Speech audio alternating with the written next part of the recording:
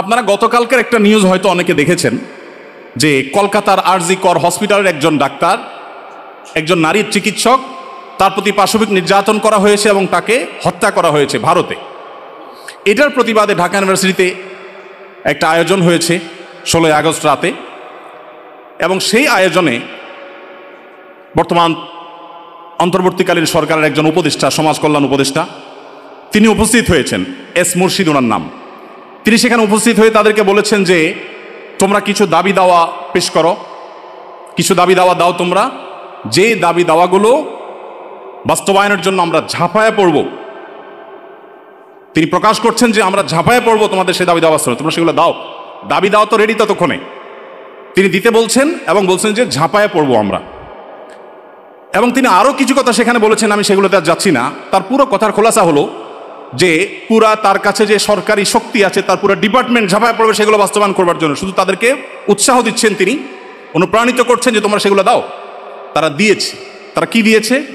13টা দফা বা দাবি দিয়েছে।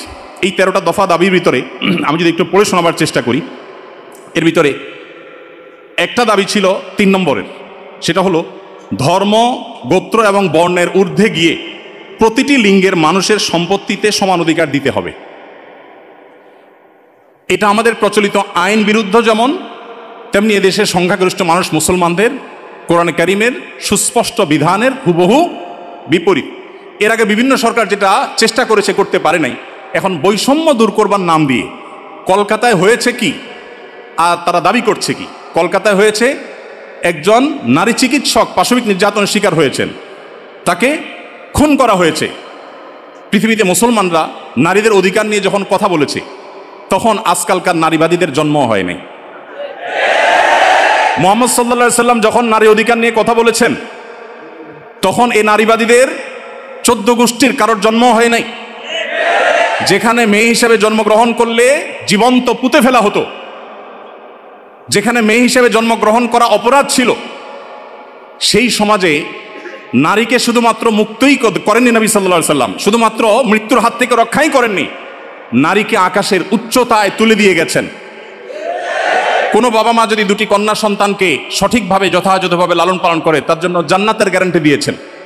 তার বিপরীতে 1 ডজন ছেলে সন্তান পালন করলেও এই সুসংবাদের কথা নবী সাল্লাল্লাহু আলাইহি সাল্লাম বলেন নাই। তো সেই মুসলমানদেরকে যদি নারীদের অধিকারের সবক শুনাতে আসা হয়, তো সেটা দুর্ভাগ্যজনক বিষয় ছাড়া কিছুই না। ভাইরা আমার, এখানে আপনারা দেখতে পাচ্ছেন হয়েছে একজন নারী চিকিৎসকের প্রতি জুলুম নির্যাতন, সেটার প্রতিবাদ হবে, কিভাবে তার জুলুম থেকে রক্ষা করা যায় সেটা বলা হবে। দাবি হচ্ছে কি দেখেন, প্রায় সবগুলো দাবি সম্পূর্ণ অপ্রাসঙ্গিক। তার মানে একটা সুনির্দিষ্ট এজেন্ডা বাস্তবায়ন করবার জন্য ইচ্ছাকৃতভাবে অপ্রাসঙ্গিকভাবে এই সমস্ত দাবিগুলো তারা তুলে আনছে। এর ভিতরে একটা হলো, দেখেন যেটা বললাম, ধর্ম, গোত্র, বর্ণের ঊর্ধ্বে উঠে, মানে কোরআনের বিধানকে সাইডে রেখে বাদ দিয়ে সকল লিঙ্গের মানুষের সম অধিকার। এখানে একটা জিনিস দেখেন, সকল লিঙ্গের মিনিংটা কি? সকল লিঙ্গ মানে কি? নারী পুরুষ? জি না। মূলত সমকামিতার কথা সরাসরি না বলে এই যে সকল লিঙ্গ, তারপরে যে আপনার জেন্ডার ডাইভার্সিটি, জেন্ডার বৈচিত্র্য, লিঙ্গ বৈচিত্র্য, এগুলো সবগুলোর মিনিং হলো যে এখানে তারা সমকামিতাকেও একটা লিঙ্গ হিসাবে, সমকামীদেরকে একটা লিঙ্গ হিসাবে, ট্রান্সজেন্ডারদেরকে একটা লিঙ্গ হিসাবে এখানে প্রবেশ করাচ্ছে, সরাসরি বলছে না। তো যাই হোক, এখানে কোরআন কারীমের আয়াতের বিধান থেকে আমাদেরকে, সারা দেশের মানুষকে সরে আসার জন্য আহ্বান করছেন। এই দেশে ছাত্ররা বৈষম্য বিরোধী, কোটা বিরোধী আন্দোলন করেছে কি কোরআন কারীমকে পরিবর্তন করবার জন্য? কোরআনের বিধানকে উল্টাবার জন্য মুসলমানরা রক্ত দিয়েছে? কিন্তু তারা তো সে দাবি করছে। আমাদের ছাত্রদের, আমাদের মুসলমানদের রক্তকে তারা কিসের বিনিময়ে বিক্রি করছে দেখেন। দ্বিতীয় দাবি দেখেন, ইউনিফর্ম ফ্যামিলি কোড চালু এবং তার বাস্তবায়ন করতে হবে। এটার সহজ কথা হলো যে মুসলিম পারিবারিক আইন যেটা আছে এটা তুলে দিতে হবে, এবং তারা যে সমাজ চায় সেই সমাজ সোজা কথা বাস্তবায়ন করতে হবে, যেটা এই দেশের সংখ্যাগরিষ্ঠ মানুষের চিন্তা, দর্শন, মূল্যবোধের পরিপন্থী। 4 নম্বর, এটা 5 নম্বর দফা হলো এখানে সন্তান অভিভাবকত্বের আইন পরিবর্তন করতে হবে। নারীকে সন্তান অভিভাবকত্ব দিতে হবে। কোরআন পুরুষকে, বাবাকে অভিভাবকত্বের দায়িত্ব দিয়েছে, এবং সেটা আমাদের সমাজে প্রতিষ্ঠিত, এটা আমাদের সমাজের সংস্কৃতি, এটা এদেশের মানুষের আবহমান কাল থেকে আসা সংস্কৃতি, এটাকে পরিবর্তন করে ফেলতে হবে। দেখুন, এগুলো এতটা অপ্রাসঙ্গিক এই সমাজে যে এগুলো নিয়ে এদেশের মানুষের কোনো কনসার্ন নাই, কিন্তু তাদের কনসার্ন আছে। এরপরে দেখেন 5 নম্বর হলো সন্তানের অভিভাবকত্বের আইন পরিবর্তন। 7 নম্বর হলো নারী, আদিবাসী, প্রতিবন্ধী এবং ভিন্ন লৈঙ্গিক পরিচয়ের মানুষকে দেখেন, নারী আসছে, আদিবাসী আসছে, প্রতিবন্ধী আসছে, এরপরে আবার নারীর পরে আবার ভিন্ন লৈঙ্গিক পরিচয়ের মানুষ বলতে কি বোঝানো হয়? মহিলা ছাড়া ভিন্ন লিঙ্গ এর পরিচয় দেয় যারা, তারা কারা? ট্রান্সজেন্ডার, আরো সহজ করে বলতে গেলে সমকামী। কারণ একজন পুরুষ যখন নিজেকে নারী ঘোষণা করে তখন তিনি আরেকটা পুরুষের সাথে বিয়ে বসে, কারণ তিনি ঘোষণা করছেন নিজেকে নারী, এখন একটা পুরুষের সাথে বিয়ে বসেন। যখন একটা ছেলেকে বিয়ে করেন তিনি, তখন আগে থেকেই তো তিনি পুরুষ, এখন একটা ছেলেকে বিয়ে করলেন, তাহলে সমান সমান কি দাঁড়ালো? সমকামী।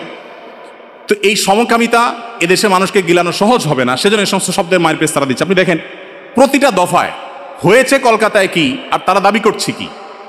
তো এই যে ব্যাপারটা দেখেন, এখানে তারা বলছে যে নারী, আদিবাসী, প্রতিবন্ধী এবং ভিন্ন লৈঙ্গিক পরিচয়ের মানুষদের প্রতিনিধিত্বের জন্য যৌক্তিক অনুপাতে কোটা বরাদ্দ দিতে হবে। যে কোটা বিলুপ্তির জন্য এত কিছু, সেই ছাত্রদের করা সরকারের উপদেষ্টা এখন কোটা চাচ্ছেন সমকামীদের জন্য। বলেন, এই মানুষগুলো যারা শারীরিকভাবে সুস্থ সবল, তারা নিজের মেধায় তো লড়তে পারেন, কিন্তু এখানে নারীদের জন্য শুধু কোটা চাচ্ছেন তিনি তা না, তিনি ভিন্ন লৈঙ্গিক পরিচয়ে ধারণকারী মানুষদের অর্থাৎ সমকামীদের জন্য তিনি কোটা চাচ্ছেন। সমকামীদের শুধু বৈধতা দেওয়ার কথা বলছেন না, তাদের জন্য কোটা রাখার দাবি করা হচ্ছে। আচ্ছা দেখেন, এরপরে আমরা দেখতে পাচ্ছি যে 8 নম্বর যে দাবি, সে দাবিতে লেখা আছে যে বলা হয়েছে যে 1860 সালের গর্ভপাতের আইন বাতিল করতে হবে, নারীকে গর্ভপাতের পরিপূর্ণ স্বাধীনতা দিতে হবে। মানে জেনা ব্যভিচার হবে, অসামাজিক কার্যকলাপ হবে, মনে চাইলে গর্ভপাত করবে, এই বিষয়গুলো ইজি করে ফেলতে হবে, সোজা কথা। তো গর্ভপাতের মাধ্যমে যে ভ্রূণ হত্যা করা হয়, এটা কি হত্যা না? হত্যা না। তো মানবতার ধ্বজাধারীরা দাবি করছেন কিসের? যে একটা মানব ভ্রূণ হত্যা করার অনুমতি দিতে হবে, স্বাধীনতা দিতে হবে। এ দাবি করছেন কারা? মানবতার সবক দেয় যারা আমাদেরকে সকাল বিকাল, তারা।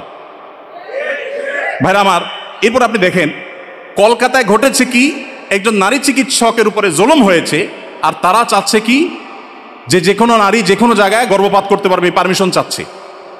তার মানে যত রকমের অবৈধ সম্পর্ক আছে, জেনা ব্যভিচার আছে, এগুলো করে যাতে কারো টেনশন করতে না হয়, সে রাস্তা যাতে সুগম হয়, সেটা তারা চাচ্ছে।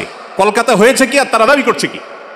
আচ্ছা, এরপরে দেখেন 9 নম্বর দাবি করেছে তারা, নারী এবং লৈঙ্গিক বৈচিত্র্যের মানুষের জন্য সমান কর্মসংস্থানের সুযোগ দিতে হবে এবং নিরাপদ কর্মসংস্থানের নিশ্চয়তা দিতে হবে। তার মানে নারী এবং লৈঙ্গিক বৈচিত্র্যের মানুষদের কথা বলা হচ্ছে এখানে। পুরুষ তো আছেই, মহিলা পুরুষের বাদে আবার বিভিন্ন লৈঙ্গিক পরিচয়ের ধারণকারী মানুষদের জন্য কর্মসংস্থানে বিশেষভাবে তাদের জন্য সুযোগ দিতে হবে, পরিবেশ করতে হবে। তার মানে কি নারী পুরুষ ছাড়া কি আছে? ট্রান্সজেন্ডার বা সমকামী। যদি আপনি বলেন না আমি এখানে তৃতীয় লিঙ্গ বুঝেছি, তাহলে তৃতীয় লিঙ্গ বলতে আপনার সমস্যা কি? লৈঙ্গিক বৈচিত্র্য শব্দ বলতে কতগুলো অক্ষর ব্যবহার করতে হয়েছে, উচ্চারণ করাও তো একটু কঠিন। আপনি তৃতীয় লিঙ্গে বলতে সমস্যা কোথায়? হিজড়া বলতে যদি আপনি না চান, না বললেন। তৃতীয় লিঙ্গ তো আমাদের দেশের স্বীকৃত ভাষা, সংবিধানের ভাষা, তাহলে সেটা ব্যবহার করতে অসুবিধা কোথায়? তার মানে এটা তাদের উদ্দেশ্য না।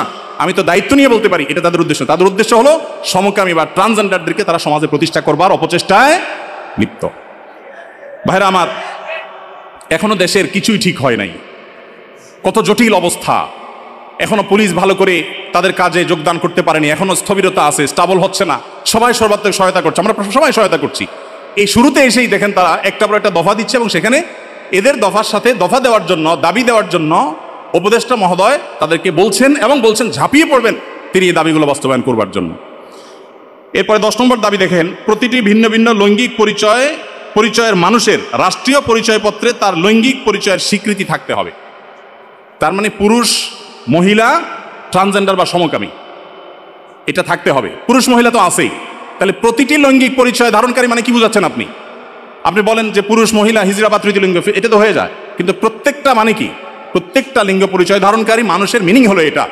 বিগত আমলে আমাদের স্কুলে, এমনকি আলিয়া মাদ্রাসার পাঠ্যপুস্তকে যে পাতায় পাতায়, লাইনে লাইনে, পৃষ্ঠায় পৃষ্ঠায় যে সমকামিতার কুশিক্ষা, এই অপসংস্কৃতি এবং বস্তা পচা সস্তা এই চিন্তাধারা এবং বিকৃত ব্যবস্থাপনাকে যারা এই সমাজে পুশ করার চেষ্টা করছে, আমাদের সমাজে এর বাইরে হাজারটা বিষয় আছে, সেগুলো নিয়ে তাদের কোনো মাথা ব্যথা নেই।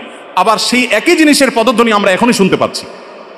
ভাইরা আমার, 11 নম্বর দাবি ছিল তাদের, সব ধরনের লৈঙ্গিক বৈষম্যকারী আইন বাতিল করতে হবে। সব ধরনের লৈঙ্গিক বৈষম্যকারী আইন বাতিল করতে হবে। ওই যে মেয়েদের, ছেলেদের মিরাসের যে আইন আছে সেটা বাতিল করতে হবে।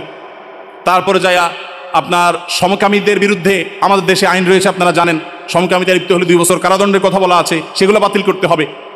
এই যে দাবিগুলো আছে, আপনারা এবার মিলান যে কলকাতাতে একজন নারী চিকিৎসক তিনি জুলুমের শিকার হয়েছেন, তার সেই জুলুমের বিরুদ্ধে সর্বকণ্ঠে আমরা শতকণ্ঠে প্রতিবাদ জানাবো, কিন্তু এখানে প্রতিবাদ জানাতে গিয়ে দাবি যেগুলো তোলা হচ্ছে সবগুলো হলো সমকামী এবং ট্রান্সজেন্ডারদের জন্য দাবি। এই যে ষড়যন্ত্র, এটা আমাদের দেশে নতুন না। যারাই যখন আসে বিদেশিদের টাকা পয়সা ফান্ড পেয়ে তারা সেগুলোকে এই দেশে পুশ করার অপচেষ্টায় লিপ্ত থাকে। তারা জানে না এদেশের ওলামা একরাম তাদের শেষ রক্তবিন্দু থাকা পর্যন্ত এ সকল অনাচারের বিরুদ্ধে তারা কথা বলে যাবেন। এদেশের ওলামা একরাম, এদেশের দিনদার মানুষের কোনোদিন এটা বাস্তবায়ন হতে দিবে না।